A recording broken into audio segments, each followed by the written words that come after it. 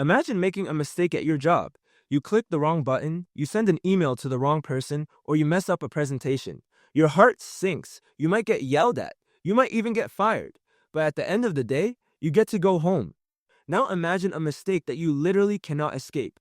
A mistake broadcast live to tens of millions of people. And a mistake that, ultimately, costs you your life. For most of us, sports are an escape, a game. But in 1994, for one man, a single split-second reaction on a patch of grass in California became a death sentence. His name was Andrés Escobar. And his story changes everything we think we know about the pressure of professional sports, the dark side of a nation, and what happens when a game becomes more important than life itself. Let's start with the country. Because to understand what happened, you have to understand Colombia in the early 1990s. At the time, the country was quite literally tearing itself apart. The cartels, most notably run by the infamous Pablo Escobar, who had absolutely no relation to Andres, had turned the streets into a war zone. By 1994, Pablo had been killed, leaving a chaotic, violent power vacuum. The cartels were completely out of control, and they were pumping millions of dollars of illegal money into the National Soccer League. But amidst all this darkness, the Colombian people had one single, shining beacon of hope, their national soccer team. And this wasn't just a good team. They were incredible. The legendary Pelé even predicted Colombia would win the whole World Cup. They weren't just playing for a trophy. They were playing to prove to the world that their country was more than just cartels and violence. And at the heart of this team was their captain, Andres. They called him the gentleman of the field. Then came June 22, 1994. Colombia was playing the United States. They were heavily favored to win, but the players were under unimaginable psychological pressure.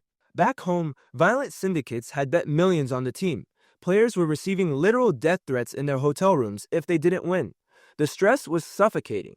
In the 34th minute, an American player sent a pass toward the Colombian goal. Andres did what any defender is trained to do. He lunged to block it, but the ball deflected off his foot and rolled directly into his own net. An own goal. If you watch the real footage today, you don't just see a player who is disappointed. You see a man staring up at the sky, lying on the grass, looking absolutely devastated. It's a haunting image. He knew the weight of what just happened. Colombia lost the match. They were eliminated. When the team flew back home, the atmosphere was toxic. Many players went into hiding, terrified of the syndicates who had just lost millions in illegal bets. But Andres refused to hide. He was a man of honor. A few days later, he wrote an open letter to the public in a newspaper. His closing words were, "It's been a most amazing and rare experience. We'll see each other again soon because life does not end here." Life does not end here. But on the night of July 1st, Andres decided to go out in his hometown of Medellin. People warned him not to. The city was too dangerous, but he insisted he needed to show his face to his people. In the parking lot of a nightclub, he was confronted by a group of men who started mocking him for the mistake. Andres didn't fight back. He just calmly asked them to be respectful.